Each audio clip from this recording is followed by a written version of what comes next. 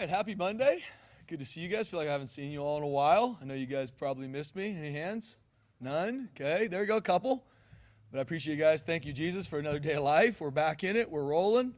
It is a Tuesday for me, but it's a Monday for everybody else as we get rolling to play UNLV on a Friday. But I'm proud of our guys. But it was a good bye week.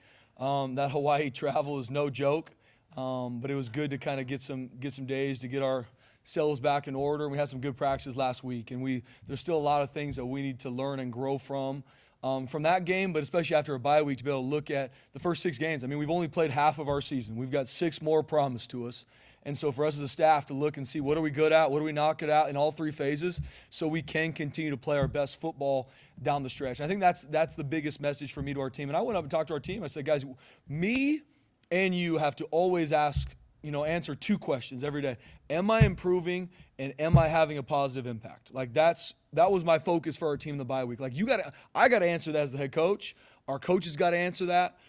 Our trainers got to answer that. Our players got to answer that. Am I improving? Like, am I in this meeting? Am I at this walkthrough? Am I in the treatment room to actually get better? Or am I just kind of trying to go through the motions? Am I actually having a positive impact? That matters to me. When I'm around someone, am I impacting them in a positive way? Or am I a negative Nancy that's bringing somebody down? So I'm proud of our guys growing because that's my message to the team. We have played 6 games.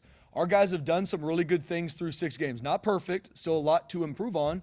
And we've got a really big Game 7 coming up. It's the most important game of our season because it is the next one. And we've got to get a lot better through these practices to continue to grow, to play our best on Friday night. Because I know Coach Odom well, and he's going to have his team ready to roll in all 3 phases. They got weapons across the board, and we know this one's circled, and they'll be ready, and we need to work our tails off to be ready too. With that being said, open up for questions. What is it about Coach Odom's program that you observe that has made it so successful the last couple of years? I got to say, just gritty. I mean, you look at, in all 3 phases, it's just gritty. And what I mean by that, Mike, is, they just find ways to make plays, to do it for each other. They on the road beat Houston, beat Kansas, beat Oregon State, and other. Those are big time. I'm shocked they're not ranked in the top 25. They deserve that for sure. And they play hard. Once again, in all 3 phases, they blocked multiple punts for touchdowns. Their best players play on special teams. Ricky White, one of the best receivers in the country, is playing on special teams. Number 21, one of their best receivers, one of the top returners in the country, right? Like, that's a mentality of a team. Like, they're a close-knit crew, and they are gritty and play tough. They've been down in games. They fight their way back to go dominate and win. I got a ton of respect for how he runs that program and their entire team in all 3 phases. Like, that's what I see is this is going to be an absolute heavyweight fight. And I know they'll be absolute ready, and we got to work our tails off too. This is a really good football team. When I meet with our coordinators and I watch it holistically in all 3 phases, Barry Odom, his coaches, his players, they bought in. They are on a mission. They know everything's in front of them. And this is a big-time game. It's the biggest one for all of us because it's the next one. But obviously going down to their stadium to play them, it's something we're really excited for. But I got so much respect for him and how he trains his team, and I know they will absolutely be ready Friday night. You brought up special teams there for a second. That almost seems like it's kind of where it starts for UNLV. And I talked to Barry Odom at Mountain West Media Days, and they play a ton of starters on special teams, including arguably the best wide receiver in the Mountain West Conference, that matter too. So how much does that kind of set the tone for them, and how big of a challenge will that be for you guys? Yeah, absolutely. Special teams is where offense and defensive players come together, right? So I think so much of the mentality of your team you can see through special teams, and Coach Odom and his staff have done a great job. And once again, it's not just 1 or 2 guys. Ricky White's on kickoff return, one of the frontline guys. They put their best players in situations to compete and help the team.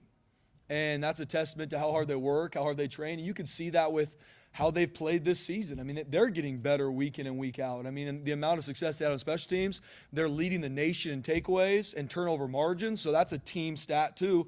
Not only do they take the ball away on defense, lead the nation in picks, they also don't turn it over on offense. And then, they're one of the top rushing offense, one of the most explosive offenses in the country. They're one of the top, stop rush defense in our entire conference and the country too. So there's a lot of compliments that when you look at a team, it's not one stat or one thing. Like, you look at all 3 phases. They're a team that has talent across the board. They've done a great job in recruiting. And, they play extremely hard. They're physical. They're gritty. You get something on them, they're going to stay in the fight. And I respect that a lot. How impressed have you been with, ever since the quarterback change? That's something that could easily divide a team, but that's really, I know you and I don't have privy inside their locker room, but it seems to have brought them closer together. It does. I mean, and to your point, I don't know the inner workings of their locker room. Like I said, I think the world of Coach Odom.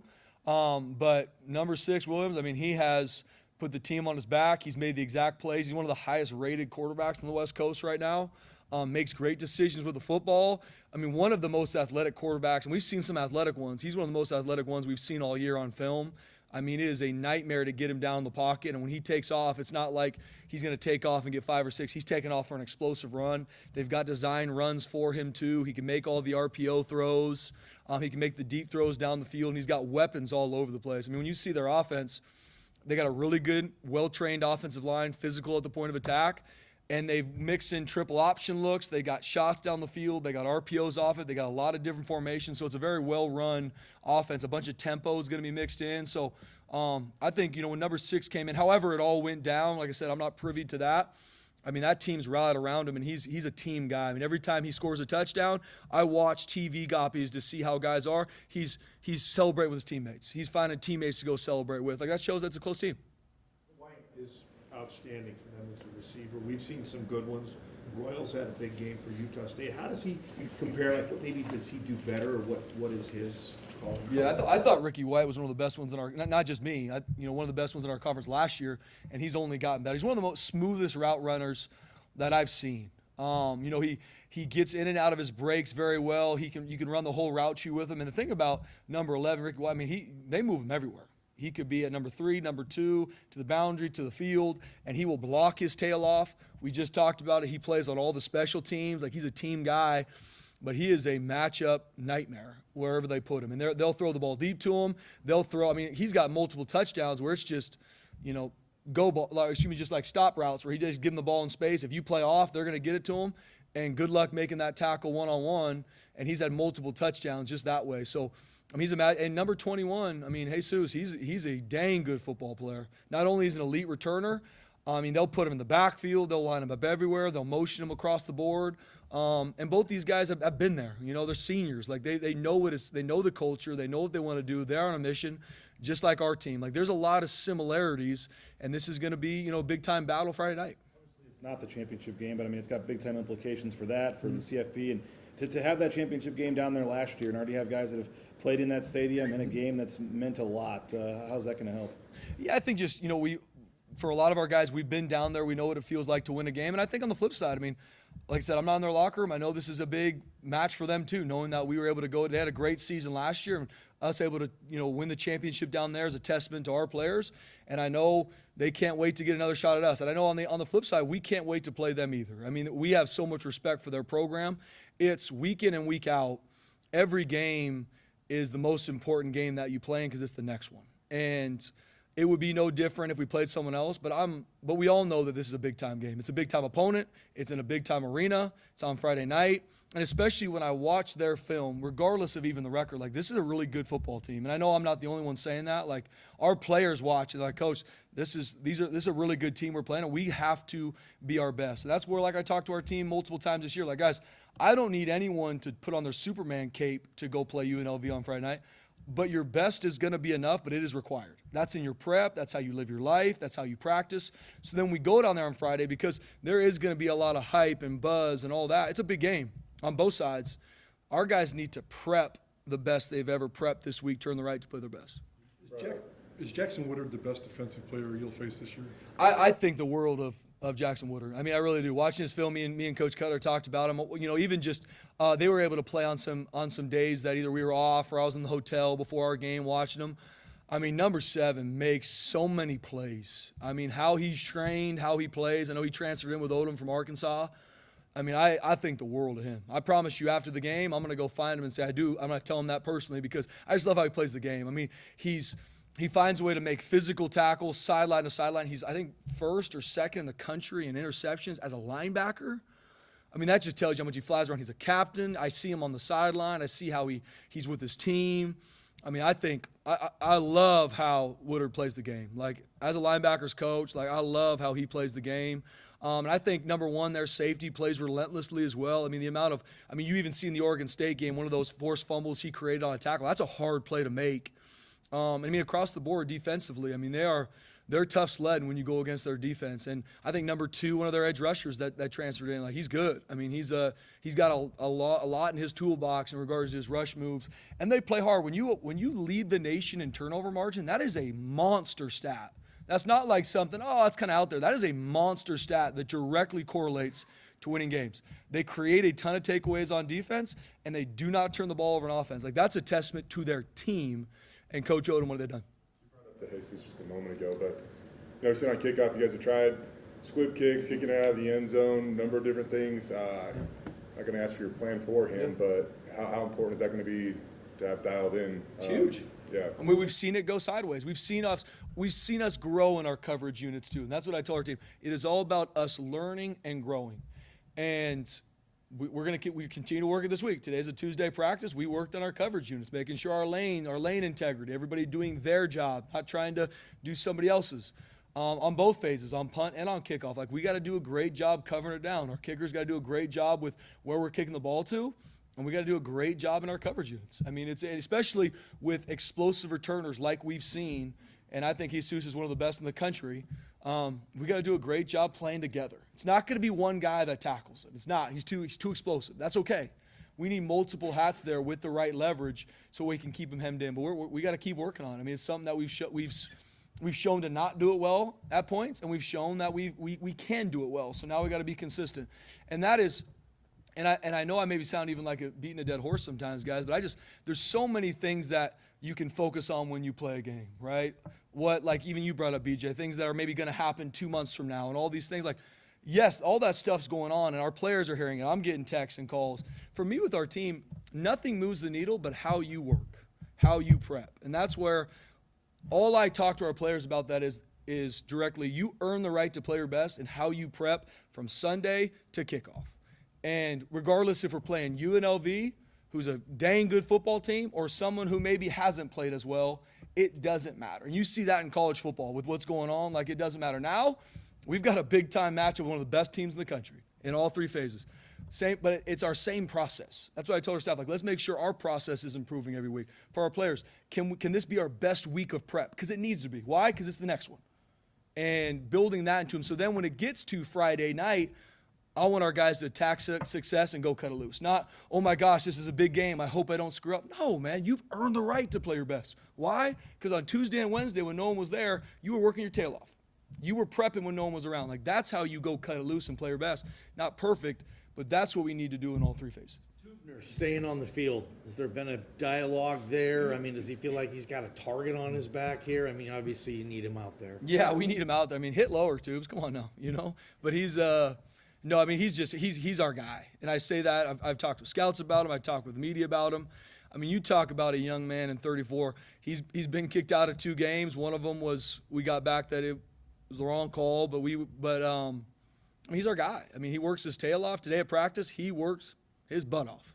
But that's not a shock because that's who he is all the time. That's how he was last year. That's how he was in the spring. That's how he was in fall camp. And that's where, as a captain on our team, it doesn't matter how he feels, who we play. You are going to get Alexander Tubner's best because that's who he is. And now him being able to continue to bring guys with him on that journey. I promise you right now, if we were to all leave, he's probably in that meeting room watching film right now with multiple safeties because that's who he is. He knows one speed. He knows only to give his best. And him being out there and staying out there is a huge part. And we just got to continue to lower strike zone. He's a guy that's always had a chip on his shoulder, but, Yep. Being kicked out of games, do you think that adds to that chip? It's a good question. I think for me as a coach, it's adding on, okay, we got to make sure he hits in the strike zone. And we got to continue to grow in that. I don't know if it adds to his chip or pulls away at it. That's a good question. I do know for me as a coach, it's very black and white. You got kicked out for targeting. Let's lower your strike zone so we don't lose one of our best players.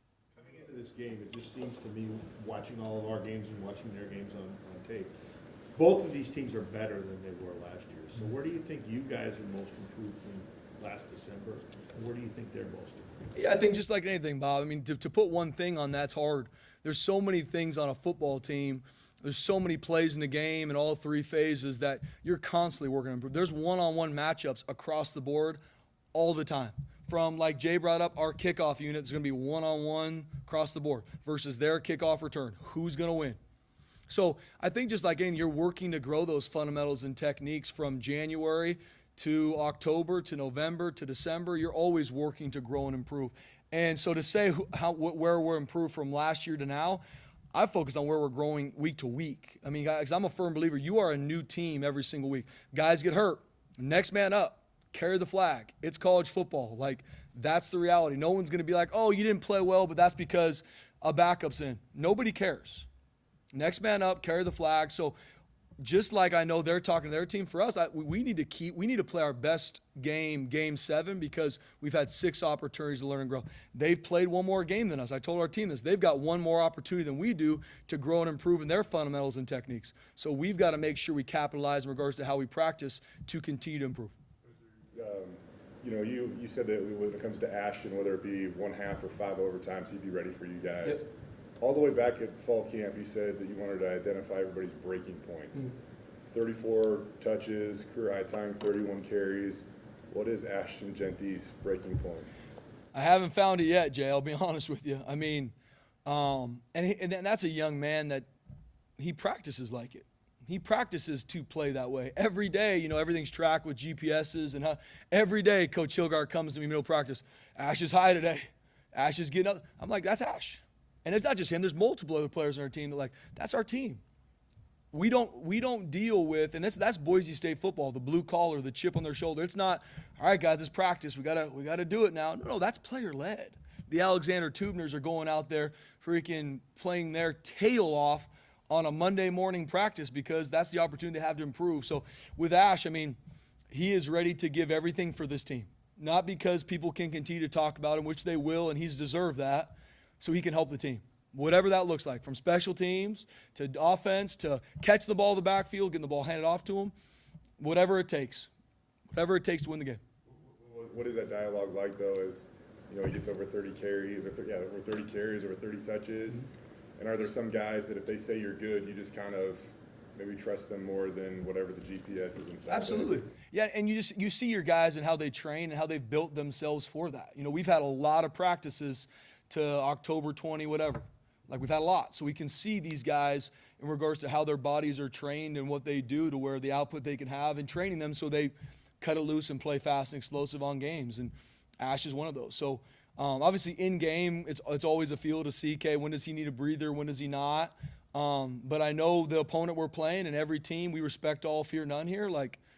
We know this is going to be an absolute battle. I mean, the only loss they have this year is in double overtime on a crazy ending.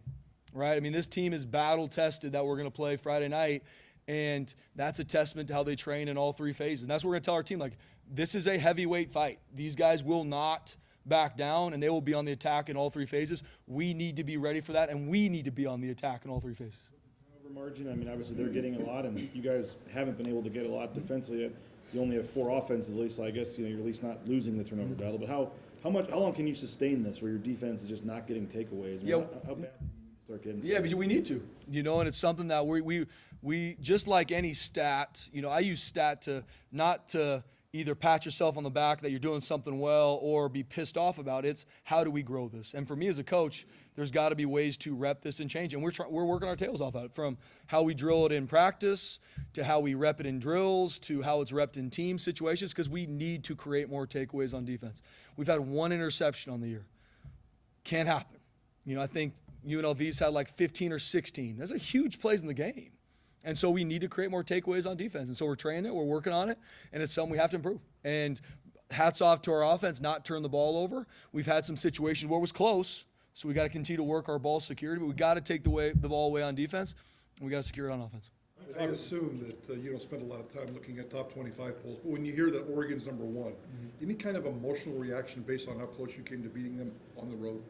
Yeah, I mean, I don't pay attention a lot to those things. To your point, I think it's a game that I've learned a lot. We've had to learn a lot even since game 2, Mike. And I think just like anything is, we had every opportunity to go win that game, but we didn't. And if they're the number 1 ranked team in the country or they weren't, those are still the lessons we need to take away from it. And so no different for our team. There's going to be lessons that we're going to learn this Friday night versus UNLV. So looking at it, I think just like anything, it shows guys, we can go beat anybody. I learned that week, but we didn't. We didn't make the plays enough. They beat us. End of story. And so that's no different whoever you play. Like, it's all about what do we learn, what do we grow from. And for me in that game, like, I learned a lot from that game, from issues with special teams on offense and defense and how to make sure we make the plays that we make. Because at the end of the day, you lose on a last-second field goal like we did to Oregon, or you lose by 50, you still lost the game. And there's going to be different lessons learned, no different when you win a game.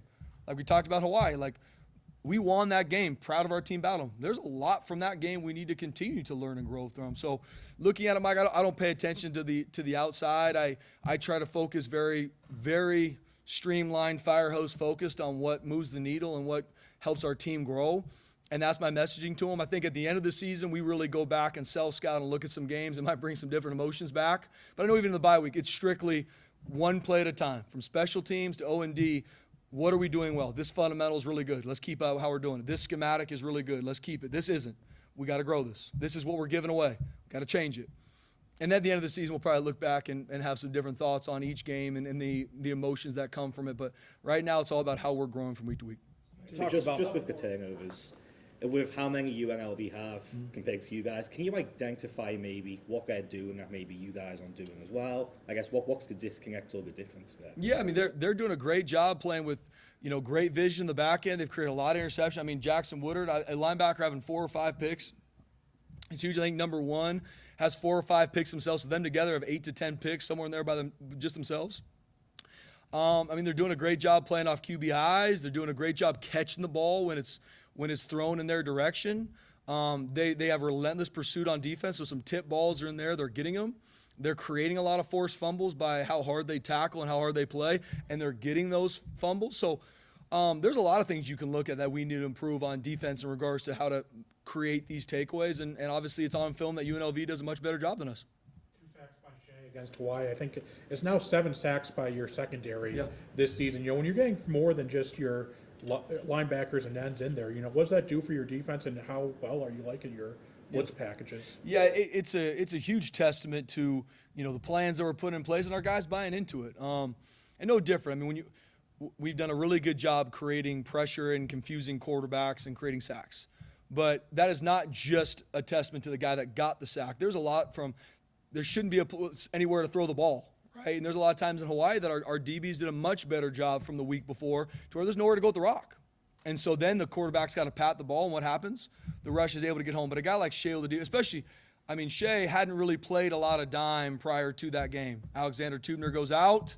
We had some issues. Shea goes in there and has 2 sacks. I mean, that's a testament to him as a senior, playing well, getting better, not perfect, growing, had to deal with the cast to start this season. Like, that's a blue-collar Boise State football encompassing moment for me is Shea Oladipo going out and playing the way he did. You talked about having to kind of manage and pay attention to what Genty has going on outside and be careful with certain things. How's that going?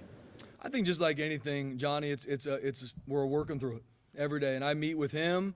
I meet with our media team. Like, we are in Ash's life to protect him and keep him focused on what matters most, which is him being a 20-year-old, him focusing on being the best football player he can be, the best student he can be, the best young man he can be. For me, even the best young man of Christ he can be. Like, I talk to him, like, what are you feeding yourself? I'm not talking food. Like, what are you feeding yourself? Are you listening to the right things?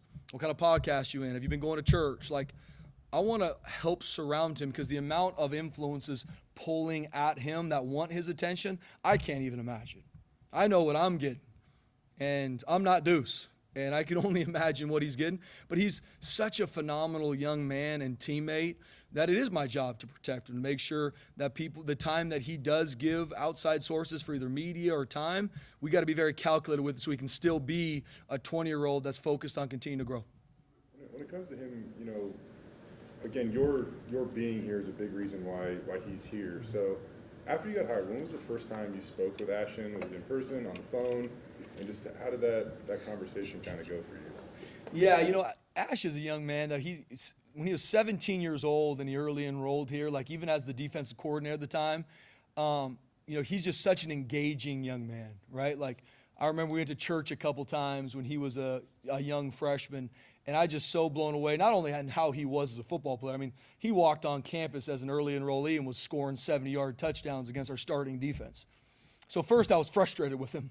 But he's just such an engaging young man. He's got a smile that'll light up a room. So our relationship was growing. I was very, just so impressed with who he was, even coaching on the other side of the ball. And then when I took over as the interim, even getting to know him on a deeper level and seeing how much he loved this team. And it wasn't about what's he going to do at the end of the season. It was about the team finishing the season.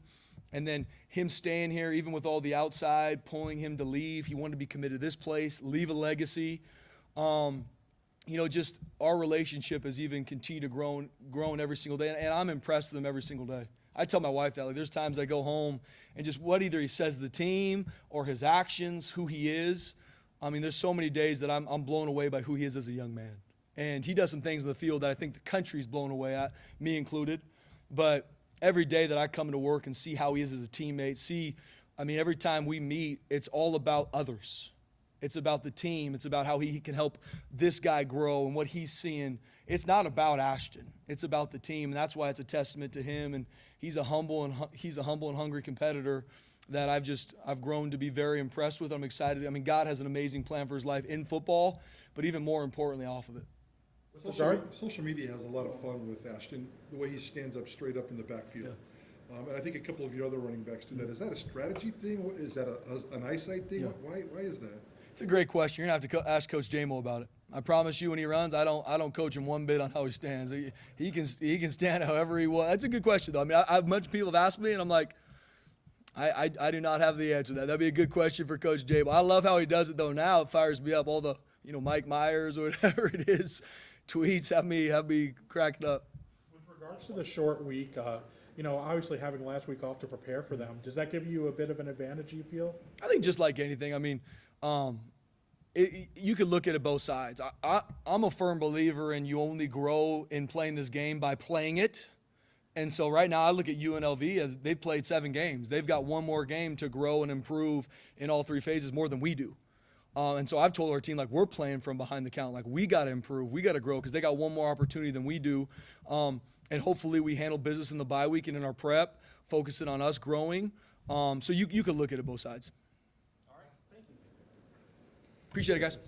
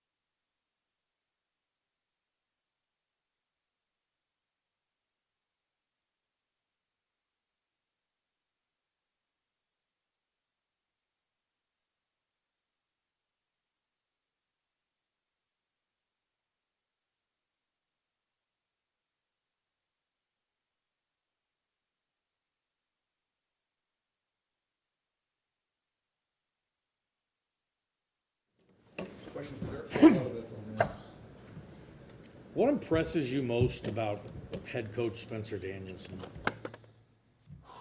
I think he is the right coach for the right time, the way college football is right now. I think he's really positive with the players, and he's real consistent in his own skin and how he is. He's the same guy every day, and he's a positive guy that's for the players, but yet he tells them the truth.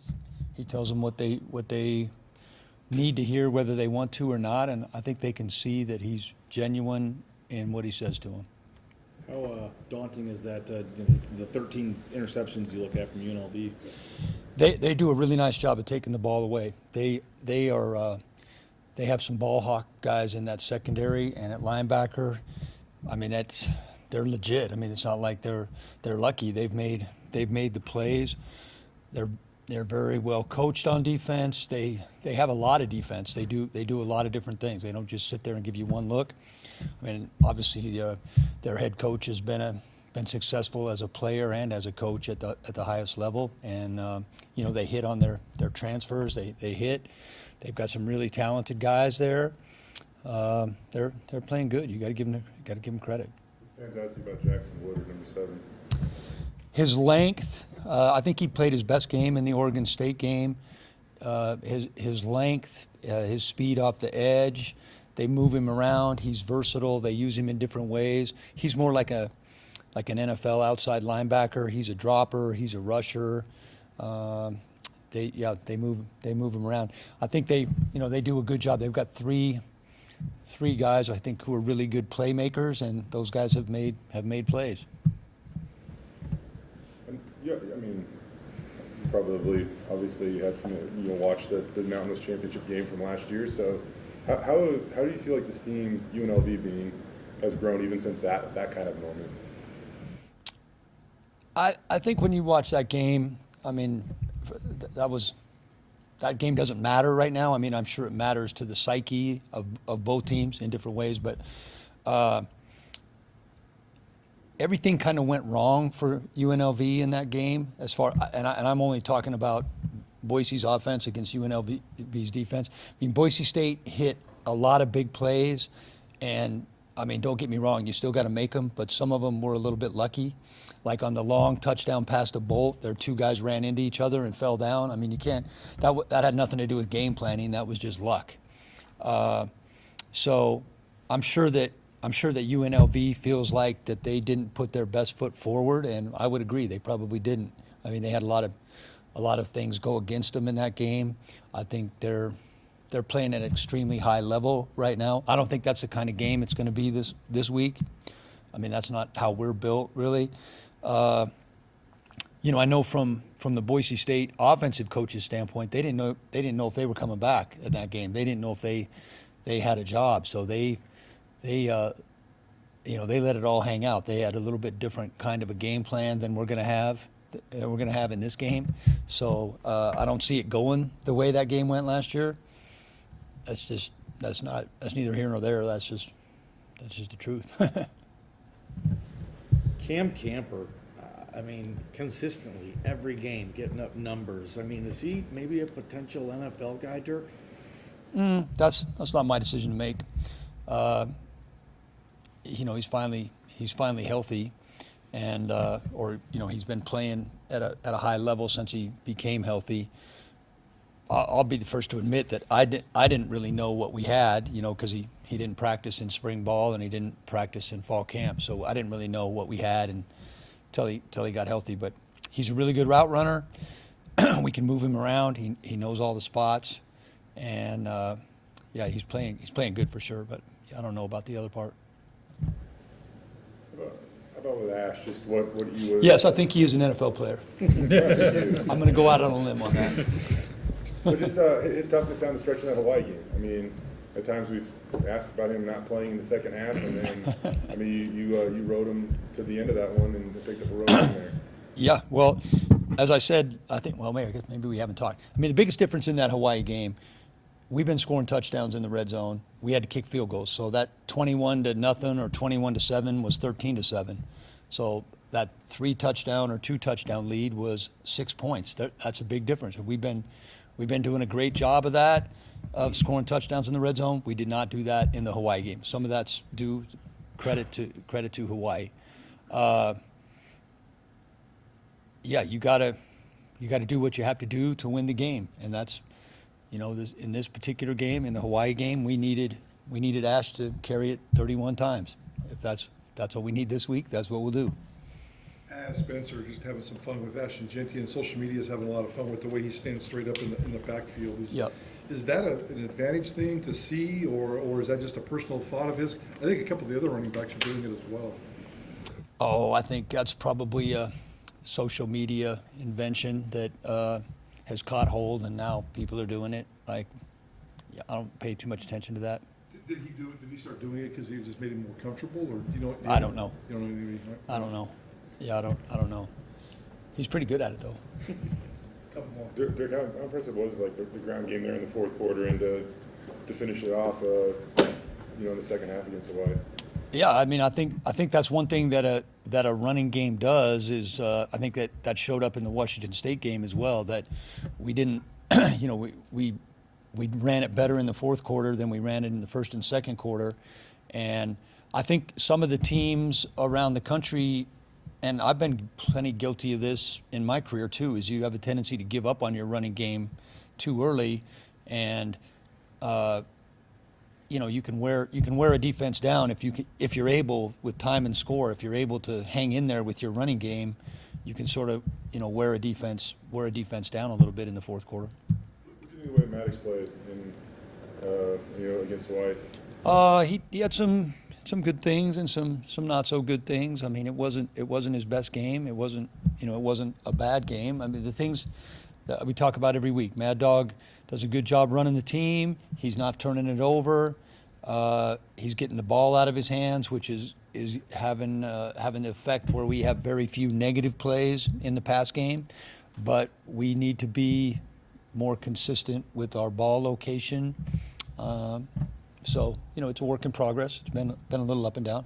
When you have a bye week, can you work differently with one-on-one with him on certain things, or is it more still the team concept, or is it a little bit of both? Both. We had things for everybody at every position that we were trying to get better at. Different things that we saw either off the self-scout or just stuff that we had in our notes that we were trying to get guys better at.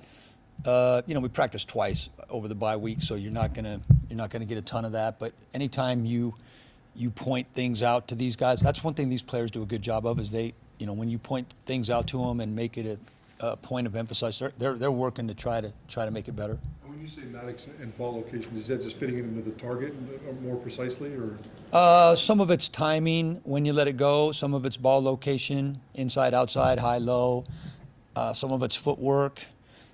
Some of it's trajectory, what type of throw. So different concepts. Probably an obvious common sense answer here, but with we mentioned the turnover battle earlier in the game. Just in a game like this, and how important it is to win in the turnover battle? Yeah, it's important. It's important every week, and obviously UNLV's number one in the nation in that. Now, one thing where that stat is a little bit skewed is that's based strictly on fumbles and interceptions. Our defense getting those fourth down stops. That I think they got 3 fourth down stops last week. So I think on the official stat sheet we were even. I think we were even or +1 against Hawaii. We were really more like +3 or 4 when you count those fourth down stops. But we're doing a good job of not turning the ball over. They're doing a good job of taking the ball away. So let's hope the trend on our side continues. Just an observation. At practice, like in years past, the quarterbacks they always threw into like nets. I'm not a big net guy. I'm not a big net person. Why is that versus putting it? I've never seen a net make a catch in a game.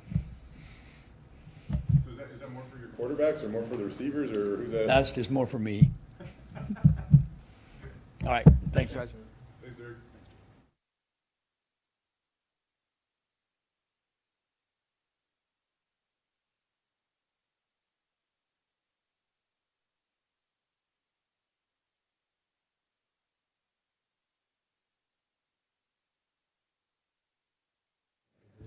Questions for Eric?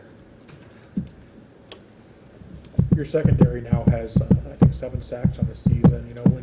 When you're able to get that production, from them, more than just ends and linebackers, how dangerous does that make your defense? Yeah, I think when you can make non-traditional rushers real, anytime they're at the line of scrimmage, they can be coming or they can be dropping out. So you got to honor those things, and that allows other people to get some one-on-one action. It doesn't allow you to, as an offensive line, it doesn't allow you to slide it to the people away from those non-traditional blitzers as much. I think you just have to honor those looks and make sure that everybody that's on the line of scrimmage, how it goes. Like if a guy's never blitzed and he walks up on the line of scrimmage, he's probably not real, and you can probably not count him in the slide protection. So I think that helps create one-on-ones for everybody else, and it helps disguise some of the things we want to do in coverage. Do you have a set number of plays where you try to, put non-traditional rushers, or is that kind of a situation-by-situation basis? It's kind of situation by situation, and we I think we do a good job of looking at how a team protects certain looks, how a team lines up to certain formations, what we're going to get from certain formations, and we know, who's important that we need to have in coverage in those formations and who's available to blitz. So I think that, our GAs, the other coaches on our staff, we do a good job of just breaking down protections and the looks, and that determines more on who we send than just I feel like, a DB needs a sack right now. Like, I don't care who gets sacks. I just like sacks. Eric, when it comes to sacks, I think there's a perception that when it happens, it's like a dude beating another dude or a perfect play call, but how much of it is it a team? And the secondary might take some heat at times, but how much? There's also coverage sacks amongst the 29 that you've had, right? So how much of a team does it take to get some of these here? Yeah, a lot of coverage sacks, especially last week. There's quite a few coverage sacks, and then it's a very team-oriented stat, especially the way we're doing it right now. Obviously, we got some really good edge rushers, but sometimes those guys have become the grenade a little bit and took a double team and allowed somebody else to get a sack. So it's very unselfish the way some of these are coming right now. DBs are having to play some man coverage, having to play some zero coverage, some of those kind of things in order to allow us to get those sacks. So, maybe if we played a little bit more zone coverage in rush 3, maybe we could get some more picks. Our team seems to be better when we're on the hunt a little bit and when we're aggressive pressuring the quarterback. So I think with the demeanor of our team, that's kind of where we're at. Now I'd like to get some more turnovers, some more production in that area, but kind of our formula is still being developed a little bit. In a game like this, speaking of turnovers, when their defense is taking a lot away, and I know it's always important, but how big is the turnover battle on Friday? Yeah, I think the turnover battle's huge. Obviously, last year when we played UNLV, we were able to create a couple, and I don't know if it was maybe 2. I can't remember right now. You guys will probably have the stats, but those turnovers in a big game against a really good football team can make or break you, and we know they create turnovers, and they've had a lot of block punts and things like that. So I think that if we can create a couple turnovers in this game, that will go a long ways, and everybody in this room knows that to get the ball back in the hands of Maddox and Ashton Genty is a big deal. Just on those turnovers, Eric.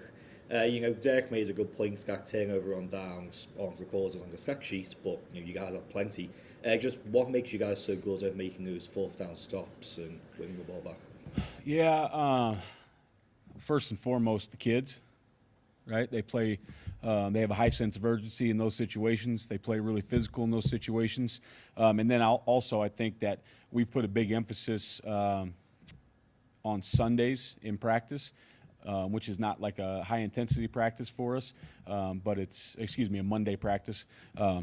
It's not a high intensity practice for us, but we've put a big emphasis on short yardage and some goal line, so that we can walk through those situations, we can get those fits exactly right, and then later in the week, it becomes much, much cleaner. We have done it the other way in the past, just like a lot of people have, where you're repping that later in the week because those situations come up very, very few times, and it's just not very clean, and then you got to go back and clean it up. So I think our coaches have done a good job of scripting those situations, planning those situations early in the week. About Hodge, their quarterback, and he's got a QB efficiency rating is over 183, and he's the backup that feels like he's the one that's kind of unlocked what they can really achieve on offense almost. Yeah, he's an experienced player. He's played a lot of football. He's very elusive in the pocket. It's going to be hard to get him on the ground. He does a really good job of, in my opinion, not doing careless things with the football. Like he knows which throws that he can make. He knows which throws that he likes to make, I think, and he's going to execute those. And if they're not there, then he's going to pull that thing down. He's going to try to get some yards, and he's going to get their team out of a bad situation. So I think he's a very smart quarterback. I think he's elusive in the pocket, and I just think he makes good decisions with the football. Ricky White, in terms of the receivers you'll have to go up against this year, where does he rank? Yeah, seems like we see good ones all the time. Ricky is he's at the top of our conference for sure. I don't know. I think in our conference, kind of a cool thing is each one of these receivers is exceptional at something. I mean, Ricky looks just so smooth on film, and he has a great knack. Like when the ball's in the air, when the moment of truth comes, he's got a really great knack for making those football plays. So he's an exceptional receiver, and it's going to be a good matchup. As a football player too, because I don't know how many guys with 1,500 receiving yards last year are also playing on various special teams units right now. Yeah, it's impressive. I think he starts on 3 special teams units, and the thing that you notice about him on film is he's very calm and collective. He carries himself well. He makes a big play, back to business. Blocks a punt, back to business. So I have a lot of respect for what he does in the football field. Spencer was just praising Shea for the way he came in and kind of took over when Tubner got ejected there. Just, what do you see from him playing a position that, kind of he wasn't necessarily, or a role that he's not necessarily as familiar with? Yeah, I was proud of what he did out there. Those roles are very similar, but yet very different at the same time. So he had some of the conceptual things in his memory bank, in his toolbox, but there's a lot of nuances that he had to get ready for. Coach Stockton had to get him ready in between series and at halftime. We decided what calls to run and which ones not to, and after I talked to Shea, there was not very many that we had to take off the list. So I thought he did an unbelievable job of stepping in, filling in that role, and he had some production for Alex as well. What are some of those biggest nuances that are different between the two roles? Kind of the dime has to play a little bit more high safety and in the box. There's just a few more jobs, whereas that nickel's more of that in space apex linebacker. Tubner staying on the field. Spencer said got to have him hit lower. What's that dialogue been like, and feeling pretty good about it? Yeah, I think it would be a different story if it was maybe a guy that, was a little bit untrustworthy and you thought was doing it maliciously. I don't think that's the case at all. I think Alex plays harder than everybody else in the field, period, point blank. He needs to target lower. That's period. He needs to do that. We've had that discussion. The thing about Tubes is everything we've ever asked of him, he has done. And I thought kind of the first one, was kind of the quarterback diving on the ground. It's here nor there. Like those are tough ones. The last one, we can't do it anymore, and he knows that. He understands it. He'll get that corrected. I have full confidence. The bad part about that was the rest of that rep will go on the teach tape because he played that short hole technique like nobody's business. To have it end that way was not how you draw it up. But Alex will get that corrected, and we need him on the football field. Last year's game against UNLV. I mean, I know this obviously isn't a championship game Friday, but just a big-time game with a lot on the line, and you guys already did that at their place last year. I mean, just to have so many guys that were a big part of that, obviously, game last year, playing there again this year. Does it help at all that they've been in a part of something kind of like this? Or? Yeah, I think so. I think, having guys that have played in a big game, they know how to act, they know how to prepare themselves, they know how to get themselves ready, they know how to handle the things the night before the game. They know how to handle the media. They know how to handle the social media, all the pats on the back and all those kind of things. So I think having that experience is very helpful. But it's always a new game. You know what I mean? And we've got to get ready for some things that UNLV's shown on film. I'm sure some things that they have not shown on film that we will see. And like you said, we're playing a really, really good football team. It's going to be a really good game. So it's great to have experience. For you guys on offense, you have Ashton that has all the rushing yards basically. For UNLV, it's like they're like the team that you look down and you're like, there's like 4 guys with like 60 to 80 yards, and you're like, oh damn, they have over 200. How do they run the ball so effectively like that? Yeah, I think there's a lot of elements of triple option that go into this offense. I think the offense is it's so dynamic because there's pieces of the triple option, there's pieces of the spread, there's pieces of the zone read, there's pieces of big boy football in there. But anytime you get in those elements of triple option offense, there's a lot of guys that could potentially get their hands on the football. And I think, once again, they do a good job of making decisions with the football, when to hand it, when to keep it, when to pitch it, when to throw the RPO. So I think a lot of guys get their hands on the ball just because of the good decisions that are made.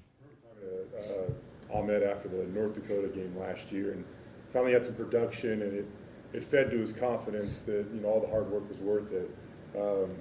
Is anything like that kind of playing out with Jaden right now?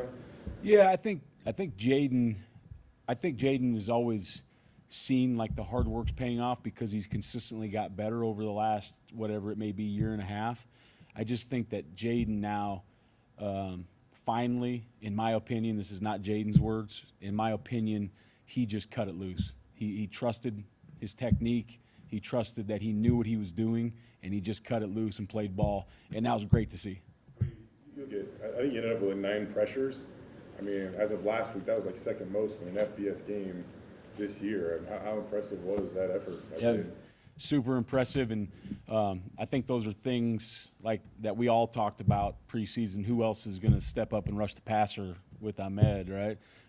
Those are things that we've seen consistently since summertime, spring, fall camp, all those things, and now he finally put it on film. In case it happens again too. When Tubes went out against Oregon and against Hawaii, the initial or immediate answer was going with Bowen, and it usually lasts for a drive, and then you seem to shuffle the deck or whatever. So what kind of is the thought process there, and does it take maybe that moment in between series to figure out how much you really do have to replace in Alexander Tubes here? Yeah, no, there's a few things that go into it. First off, Bowen's done a good job. He's practiced well. He's probably a lot to ask of a real young guy that's playing on special teams and all those things. There's no excuses, but all of our guys are on the field that we probably feel like are the best players, and Rod and Shea are rotating, 2 of the better players on the defense. They can't have the green dot. So Bo's got the green dot, so he's going to go in. Then in between the next series, we can put that on Shea or we can put that on Zion. They can't have it on when Tubes is out there. And at that point, we can get them ready for some of the things like, hey, we're going to put you back out here next series. Here's the 3 calls we're going to roll with. And then the next break, we can get them caught up to speed all the way. So there's a lot of factors that go into it, but that's some of the main ones. All right, thank you. All right, thanks, Eric. See you guys.